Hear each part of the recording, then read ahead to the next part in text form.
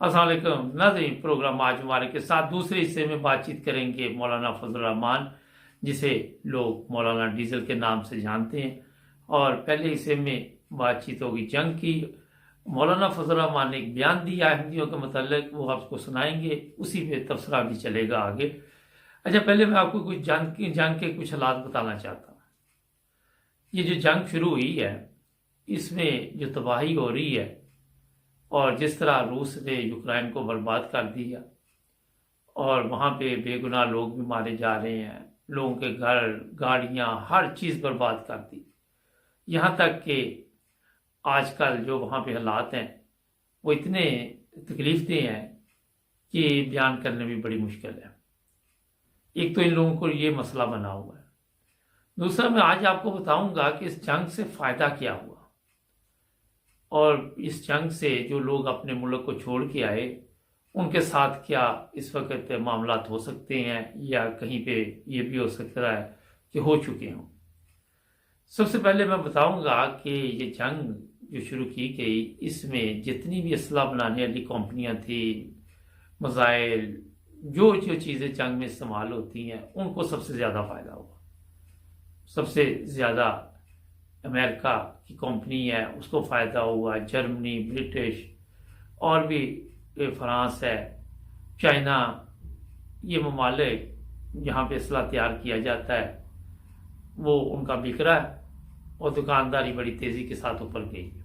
बड़े सादा लफ्ज़ों में मैं आपको बता रहा हूँ, इसलिए कि ये जंग, जैसे आपको इल्म होगा कि कोरोना वायरस आया था और फिर शोर डाल दिया जाता है कि कभी ये रुक गया है, कभी इतने लाख लोगों को हो गया है।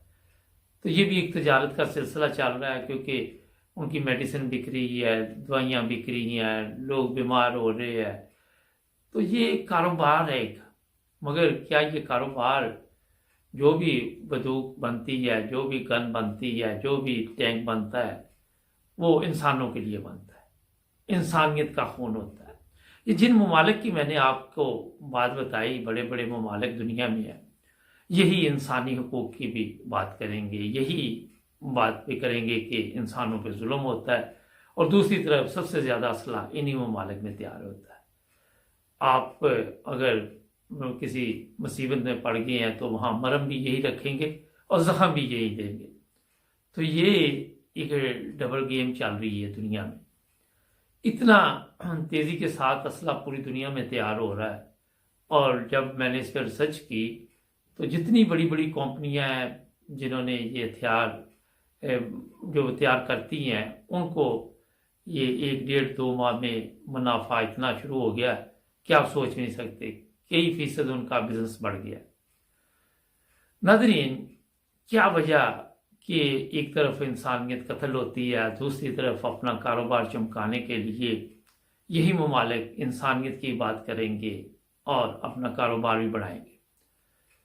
सबसे बड़ा मसला ये है कि मैंने कई दफ़ा बताया कि हम चाहे यूरोप में रहें, ठीक है, एक चीज़ से आप इत्तेफाक करेंगे कि इनफरादी तौर पे मैंने कई दफ़ा बताया कि अगर आप किसी अदालत में जाते हैं तो वहाँ आपको इंसाफ मिलता है, इसमें कोई शक नहीं है। मगर बैनुल-अक़वामी तौर पे जो भी ममालिक हैं, आम तौर पे तो वो इंसानों को अपने ममालिक में तो इंसाफ देते हैं, मगर वहाँ पे इंसाफ भूल जाते हैं। अब जर्मनी की बात अगर करें, जर्मनी ने बड़ा अच्छा कहा कि वो इस जंग में कभी भी रूस के ऊपर हमला नहीं करेगा या रूस के साथ लड़ाई करने के लिए तैयार नहीं होगा। अमेरिका का जो सदर है वो मुख्तलिफ बयान देते हैं और बाद में ये कह देते हैं ये मेरा ज़ाती बयान था। हालांकि इस वक्त जो हालात बने हुए थे, अगर तमाम बड़े बड़े लीडर तहम्मुल के साथ बात करें तो उसमें फ़ायदा है, बजाय इसके कि ऐसे बयान दिए जाएं जहाँ पे जो अल्फाज इस्तेमाल किए जाते हैं आपके इल्म में है, मीडिया पे भी चलते रहते हैं, तो वो मुनासिब नहीं। मगर इन लोगों ने, क्योंकि इस वक्त जो जंग है वो है कि दुनिया में हुक्मरानी की जंग है, उससे कोई फ़र्क नहीं पड़ता कि कितने लोग मारे गए यूक्रेन में, क्या तबाह हो गया, क्या बर्बाद हो गया, किसी को कोई फ़र्क नहीं पड़ता। ऐसे बयान दे दे के आप यहाँ से अंदाज़ा लगाएं, कभी अमेरिकन सदर में ऐसा बयान दे देते हैं, कभी रूस के सदर दे देते हैं, और ये बयानात की जो जंग चल रही है अब उसमें जो नुकसान हो रहा है इसका आपको इल्म है कि जो लोगों को इसकी सजा मिल रही है, आप कह सकते हैं। अब मैं आप सजा का भी बताऊंगा कि कैसे मिल रही है। बहुत ही खतरनाक हालात होते जा रहे हैं। लेकिन क्या ये जंग ये भी इतला है कि जल्दी ख़त्म होने का प्रोग्राम बन रहा है रूस के लिए भी। चेचेनियन भी वहाँ पे लड़ रहे हैं और भी लोग जाके लड़ रहे हैं। जो खतरनाक चीज़ अब सामने आई है कि रूस ने अपने जितने भी कैदी थे जो जेलों में बंद हैं उनको थोड़ी बहुत ही तरबियत देने के बाद उन्हें उस जंग में उतारा जाएगा, उनकी सजाएं माफ़ कर दी जाएंगी और अगर ये जंग जीत जाते हैं तो उन्हें फिर मुस्तकिल तौर पर फ़ौज में भर्ती कर लिया जाएगा। इसके अलावा जो मर जाएंगे उन्हें शहीद का दर्जा दिया जाएगा। इस कदर हालात ख़राब होते जा रहे हैं कि दोनों ममालिक, अगर आप गौर करें तो आज हर मुल्क का ये ख्वाब है, हर इंसान का ये ख्वाब है कि मैं आज़ादी के साथ ज़िंदगी गुजारूं। मगर क्या यूक्रेन के लोगों को आज़ाद रहने का हक हासिल नहीं? आपने देखा कि यूक्रेन के जो जवान थे वो बड़ी जितनी भी उनमें हिम्मत और ताकत है उसके मुताबिक अपने मुल्क को बचाने की कोशिश कर रहे। और ये दोनों रूस और ये यूक्रेन के लोग एक दूसरे से वाकिफ़ हैं, इनके दावों पे से वाकिफ़ हैं और इसी वजह से रूस को जो सबसे ज़्यादा मुश्किलात हैं वो वहाँ पे पड़ी हुई हैं कि वो लोग इन पे हमला करते हैं, इनके जवानों को ही मार देते हैं, कभी उनके मर जाते हैं। मगर अभी तक इसका कोई नतीजा नहीं निकला। लेकिन एक चीज़ आपको मैं बता देता हूँ कि इस कौम में ये तो फ़र्क है कि वो अपनी आज़ादी के लिए अपने बीवी बच्चों को दूसरे ममालिक में भिजवा कर और ख़ुद वहाँ लड़ रहे हैं, क्योंकि ये आज़ादी की ज़िंदगी जीना चाहते हैं। ये चाहते कि हमारा मुल्क आज़ाद हो। नाज़रीन, मैंने काफ़ी ये रिसर्च की कि क्या ये एटमी जंग बन सकती है और आपको मैं बता देता हूँ कि इसके मतलब भी अमेरिका की ये ख्वाहिश है कि यूरोप के चंद ममालिक जिसमें इटली है, जर्मनी है, ये फ्रांस है और अपना इंग्लैंड है, इनके साथ बाकायदा तौर पर राब्ते पे है और इस तरह की खबरें भी निकल रही हैं कि हो सकता है ये एटमी जंग हो, क्योंकि इन ममालिक को रूस पे गुस्सा तो बहुत है। अगर वो जंग रोक भी देता है तो फिर भी ये इतनी जल्दी हालात ठीक होने वाले नहीं है। रूस के कारोबार को तबाह कर दिया गया, मगर रूस की भी इसमें गलती है। उसको किसने हक दिया था कि वो किसी मुल्क पर हमला करे? हर मुल्क को आज़ादी के साथ अगर जीने का हक हो तो मेरा ख्याल ये हालात ना बने। ठीक है, उसे डर था, लेकिन अब अगर यूक्रेन आप देखते हैं तो पोलैंड में भी तो अमेरिका ने ऐसी चीज़ें पहुंचा दी गई हैं जिसका डर इसको था कि यूक्रेन में पहुंचेंगी तो मेरे लिए ख़तरा बनेगा। तमाम मामलात को अगर बैठकर बातचीत से हल किया जाता तो एक मुल्क बच सकता था, बेशुमार इंसान बच सकते थे। ये भी इतला है कि 500 लोग, 1,000 लोग मौत की नींद सो रहे हैं।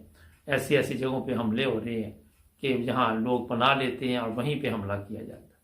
लोग खाने पीने की चीज़ों को तरस रही है, वहाँ पे पानी को तरस रहे हैं, बिजली को तरस रहे हैं। लेकिन क्या अभी तक किसी ने सीरियस तौर पे इस जंग को रोकने के लिए कुछ किया?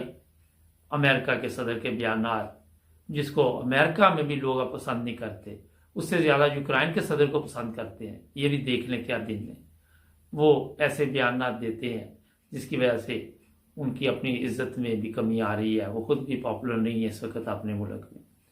तो क्या अगर ये बयानात सोच समझ के दिए जाए और तहम्मुल के साथ दिए जाएं तो मामला कहाँ तक हल हो सकते हैं। एक ब्रेक लेंगे और ब्रेक के बाद आपको बताएंगे कि इस जंग के जो नताइज निकल रहे, जो लोग दूसरे ममालिक में जा रहे हैं, जो खूबसूरत लड़कियां वहाँ यूरोप के ममालिक में जा रही हैं, उनके साथ क्या होने वाला है और क्या हो सकता है। ऐसी चीज़ें सामने आई हैं जो सुनकर आप भी परेशान हो जाएंगे। जुड़े रहे हमारे साथ, लेते हैं एक ब्रेक। आप देख रहे हैं इस वक्त 9 ब्रदर्स टीवी। 9 ब्रदर्स टीवी ला रहा है अपने नाजरीन के लिए सियासत से जुड़ी हर खबर सबसे पहले, हर खबर हकीकत पर मबनी। हर रोज स्पेशल प्रोग्राम देखिए आज मुबारक जावेद के साथ, सिर्फ और सिर्फ 9 ब्रदर्स टीवी इंटरनेशनल पर। नोट, इस चैनल का किसी भी मजहबी या सियासी जमात से कोई ताल्लुक नहीं। प्लीज हमारे चैनल को सब्सक्राइब जरूर करें।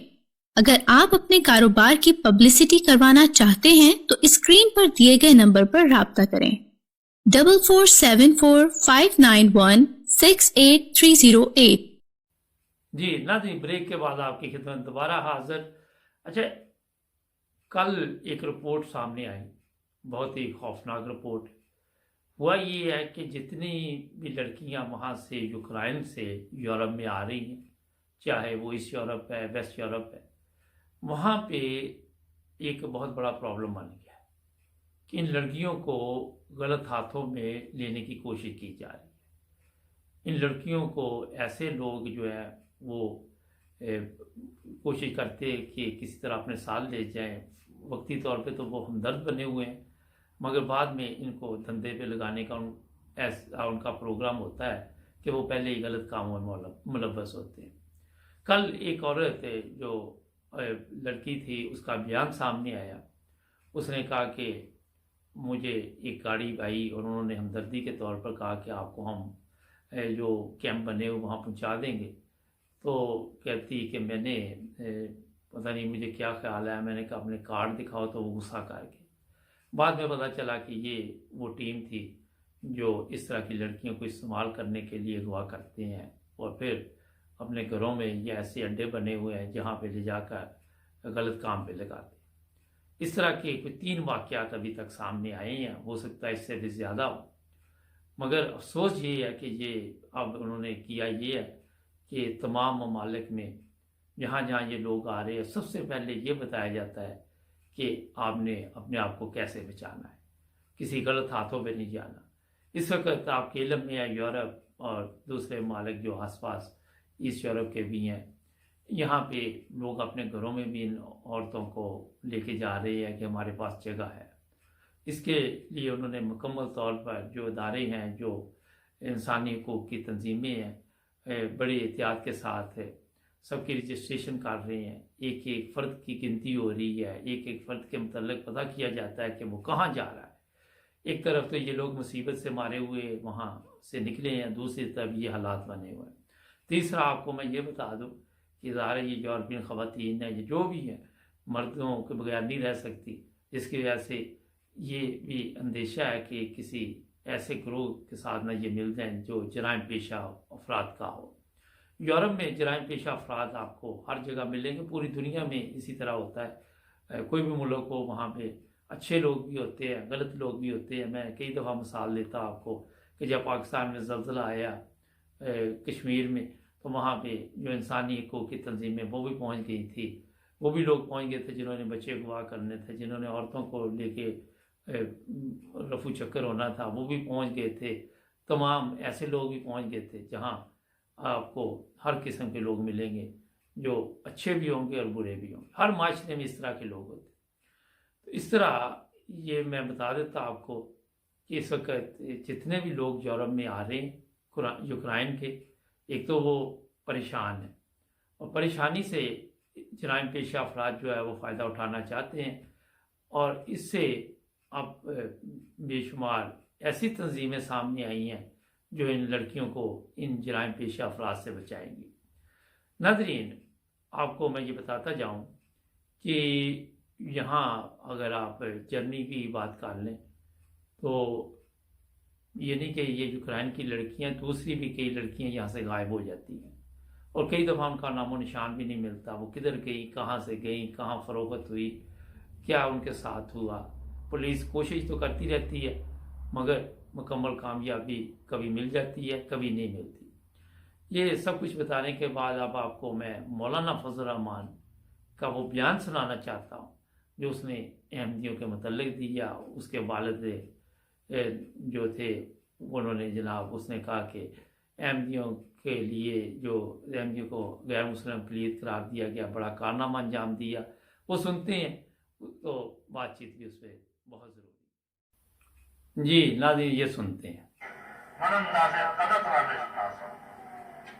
और अभी चंद दिन पहले आपने सुना होगा एक शख्स कहता है जो बाकायदा इंटरव्यू दे रहा है और अपने इंटरव्यू में कहता है कि इमरान खान से बराह रास्त पूछा कि तुम फजलुर रहमान के खिलाफ बहुत सख्त बातें करते हो, क्या दुश्मनी है तुम्हारी? कोई जायदाद का मसला है, कोई रिश्ते का मसला है, कोई खानदानी मामला है, कोई आपके उनके हल्के में कोई ऐसा तसादम है? क्या वजह है कि तुम फजलुर रहमान के खिलाफ बदजुबानी में उतर आते हो? तो उसने कहा, मैं इसलिए उसका मुखालिफ हूं कि वो मुफ्ती महमूद का बेटा है।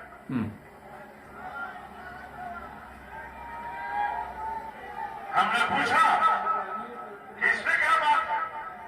मुफ्ती महमूद का बेटा है तो मुफ्ती महमूद का बेटा होने कोई जुर्म है?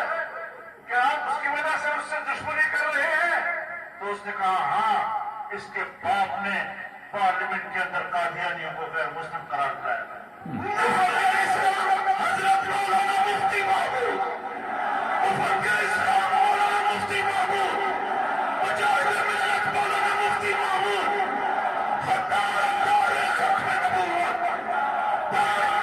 खत्म नबूवत, कायद जमीयत मौलाना फजलुर रहमान, कायद जमीयत मौलाना फजलुर रहमान,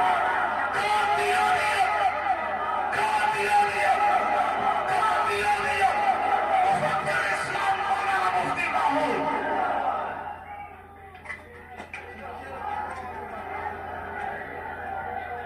तुम कहां से मामे चाचे आ गए हो कादियानियों के? अब हमें जरा पता चलाना होगा कि कहीं कादियानियों से कोई रिश्ता तो नहीं है इनका। हमने कहा, तुम इसराइल यहूदी के एजेंट हो।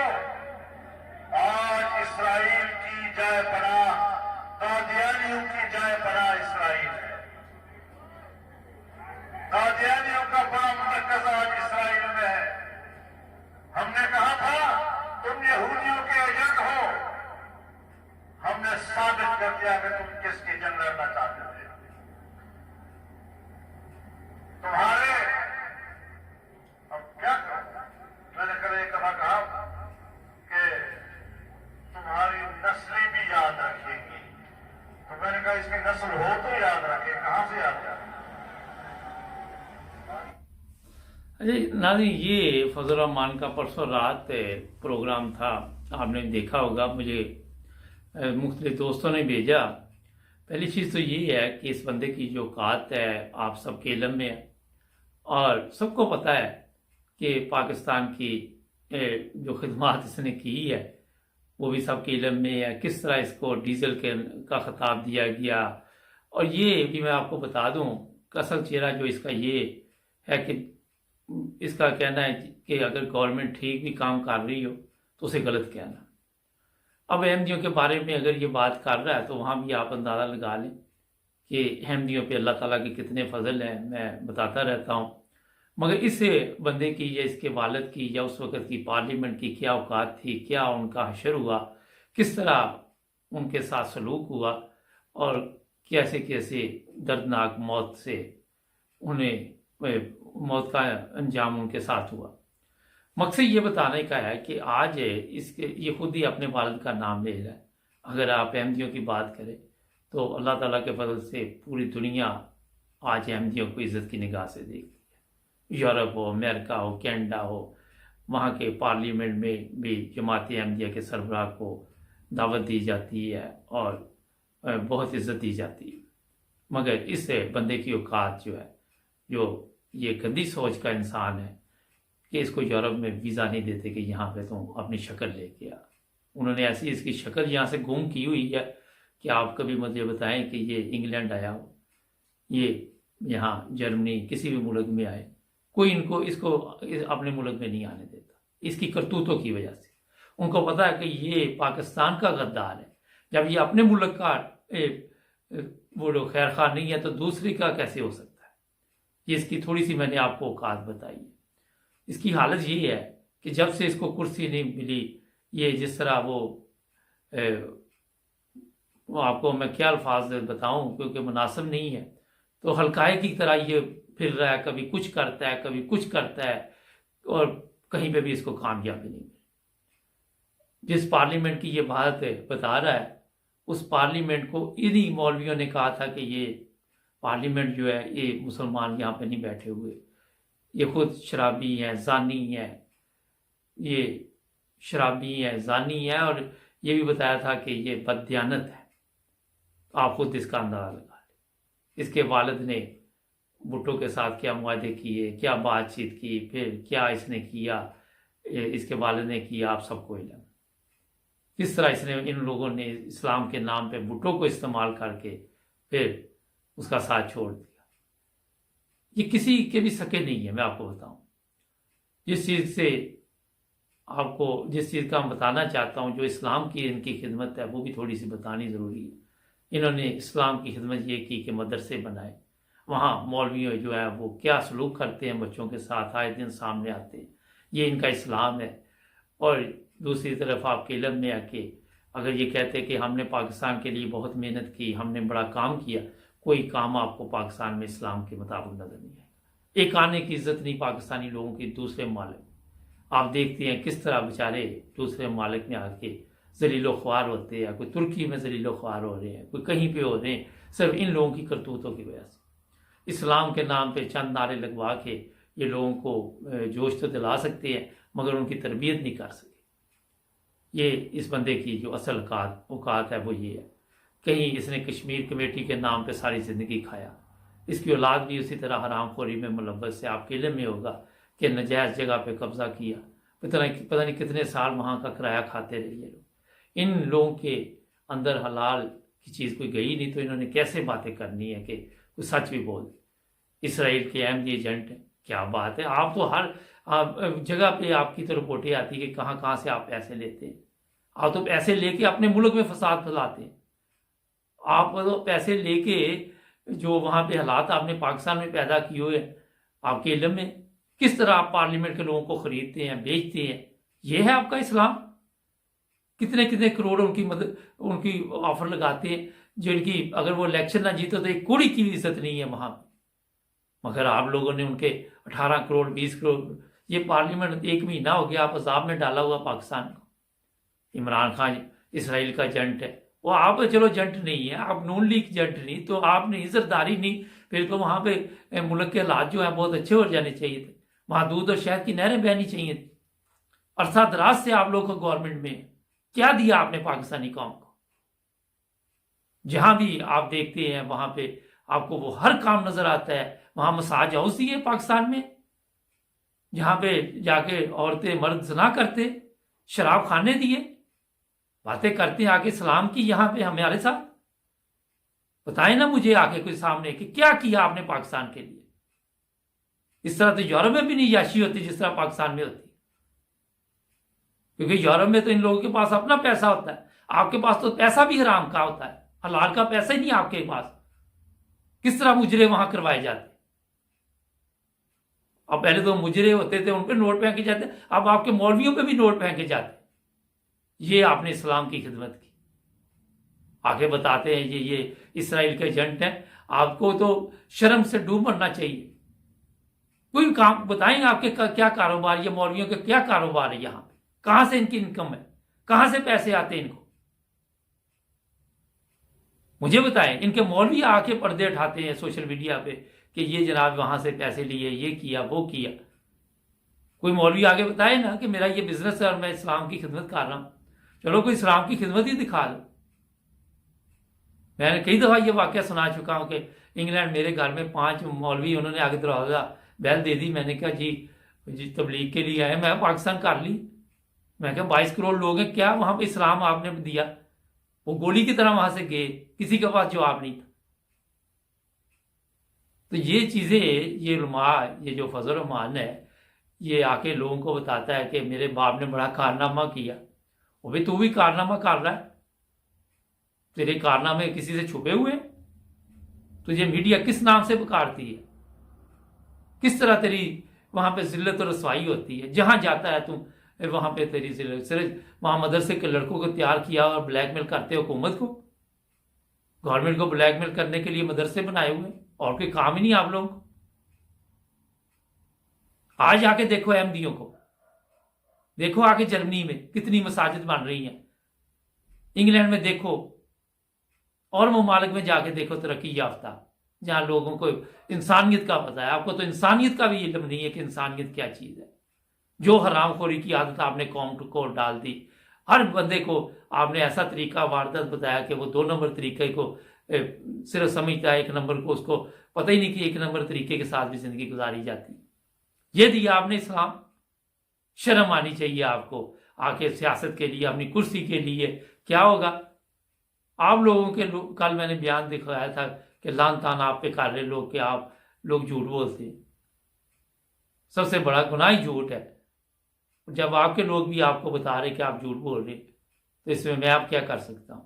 नाज़रीन, प्रोग्राम का वक्त खत्म हो रहा है। जुड़े रहे 9 Brothers TV इंटरनेशनल के साथ। मिलेंगे कल नए प्रोग्राम में। अल्लाह। अस्सलाम वालेकुम। नाज़रीन, आज जो जर्मनी में घरों में चोरियां होती हैं, इस पे मैं एक प्रोग्राम करना चाह रहा था। मुकर्रर तौर पे बड़ी मेहनत से इसे मैंने तैयार किया आपके लिए, और मैं आपको बताऊंगा कि जो घरों में आके लोग दरवाजे तोड़ देते हैं, आप घर पे नहीं है, ये चोर आते कहाँ से।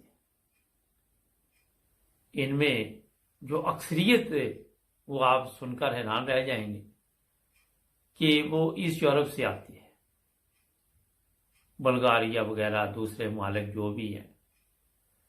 और फिर यहाँ पे आप भी सुनकर हैरान और परेशान होंगे कि ये पूरी पूरी फैमिली है।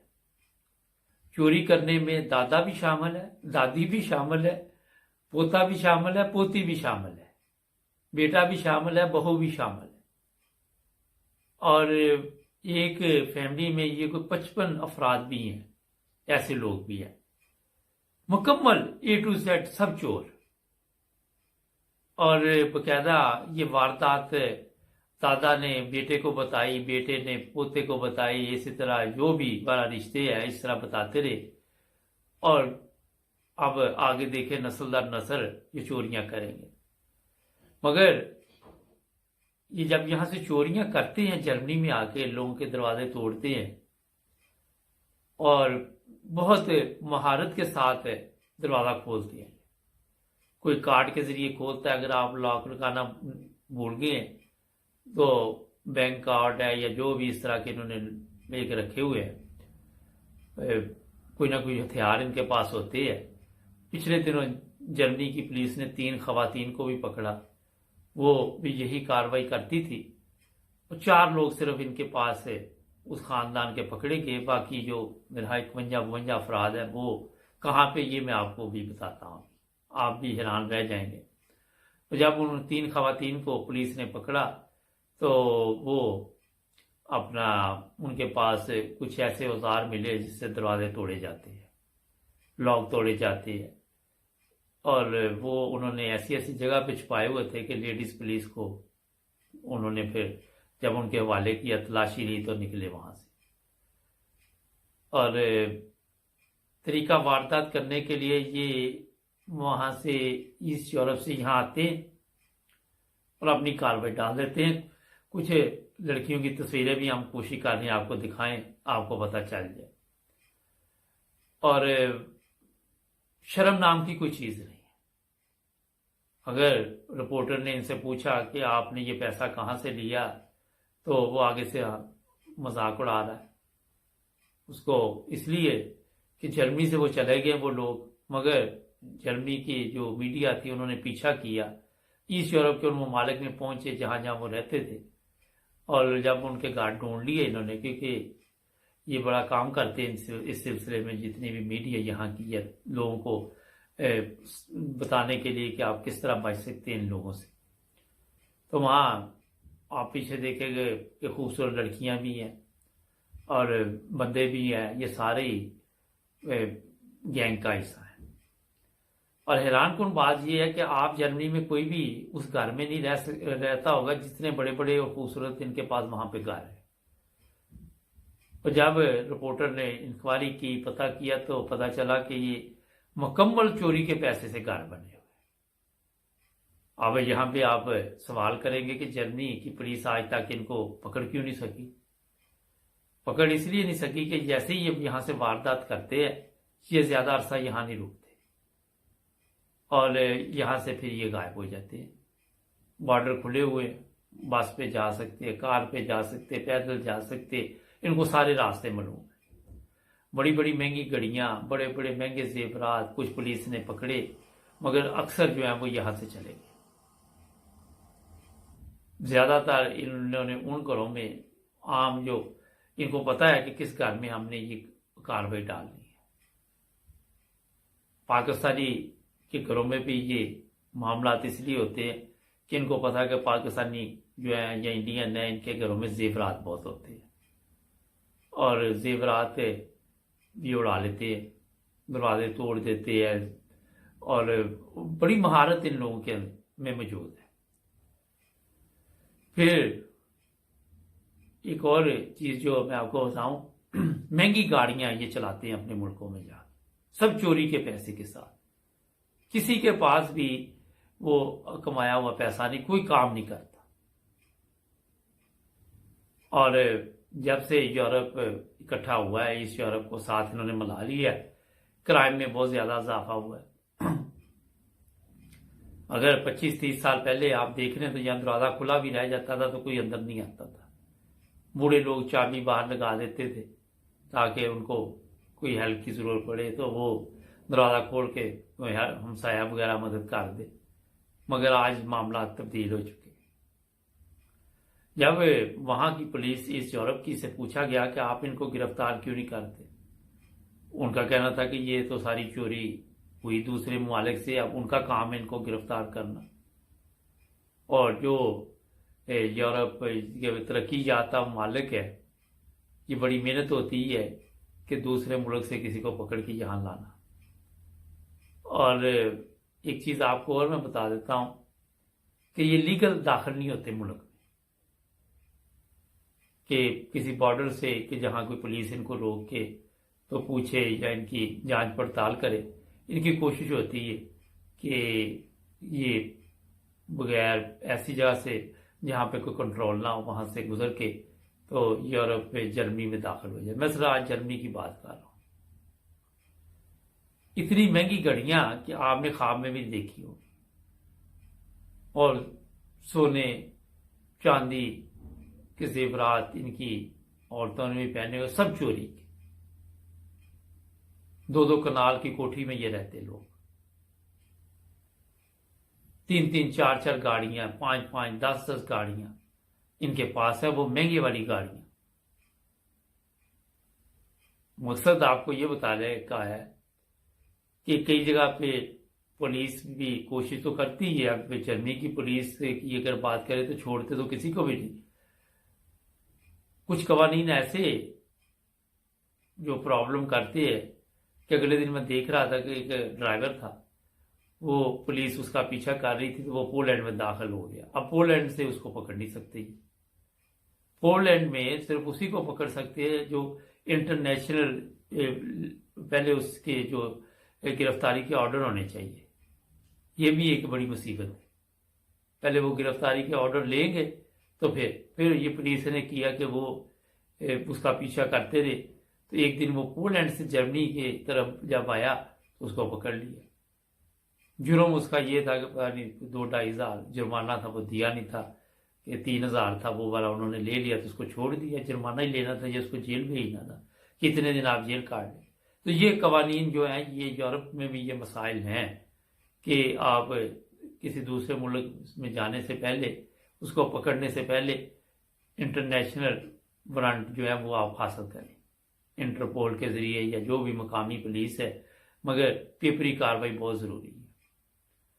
अब एक अफराद के 55 लोग चोरी करते हैं आके, और पुलिस का कहना है कि एक खानदानी ये मुकाबले इनके, बड़ी बड़ी पार्टियां ये करते हैं आपके पैसे से, ये चोरी सामान करते हैं बेच के और आपसे 1000 दर्जे अच्छी जिंदगी गुजारते। इनकी बुनियाद यही है कि सिर्फ चोरी के साथ ही जिंदगी गुजर सकती है। घरों में जाएं, वहां से जो भी लूट मार कर लें, वो कोई चीज नहीं ये छोड़ते। अगर आपके घर में कोई अच्छा सेट पड़ा वो भी ले जाएंगे, जो चीज भी इनके हाथ आएगी वो लेके तो निकल जाएंगे। ये लोग जितने भी हैं बाकायदा तौर पर ये नहीं कि एक शहर में कोई हैम्बर है, कोई फ्रैंकफर्ट, कोई वीस्पादर, कोई डार्मस्टाड, इवाल, कहीं ना कहीं इनकी शाखें मौजूद हैं। और पहले ये ध्यान रखते हैं कि किस घर में ये कार्बाइड डालेंगे। ये नहीं कि एक दिन में डाल लेते हैं, पहले ये बाहर बैठते हैं, बाहर फिरते हैं, उसका ख्याल रखते हैं कब कोई आ रहा है, कब कोई जा रहा है, और फिर वक्त आने पर वो देखते हैं कि अब जो है लोहा गर्म है तो उसी वक्त दरवाज़ा तोड़ दो। और कोई ऐसा दरवाज़ा नहीं जो ये नहीं तोड़ सकते। किसी ने कैमरे लगाए हैं, आज का मास्क है वो ऊपर पहने होते, पता नहीं कौन आया था, कैमरे में कौन सा पता चल जाता है कि किसने आके चोरी की। ये तो डराने के लिए चीज़ें होती हैं ना। मगर अभी तक सिर्फ 4 लोग ये पकड़े, एक खानदान की मैंने बात की थी, बाकी सारी दौलत ले जाते हैं यहाँ से और अपने घरों की हिफाजत करें। यहाँ पे बैंकों में भी आप लाकर लेके वहाँ पे अपनी कीमती चीज़ें रख सकते हैं, घरों में ना रखें, एहतियात करनी चाहिए, बड़ी मेहनत से कमाए होते हैं। नाज़रीन, ये प्रोग्राम पेश करने का मकसद था कोई ना कोई चीज़ आप सीख सके। हमारे चैनल को भी सब्सक्राइब करें। मिलेंगे कल नए प्रोग्राम में, जुड़े रहे नाइन ब्रदर्स टीवी इंटरनेशनल के साथ। अल्लाह हाफ़िज़।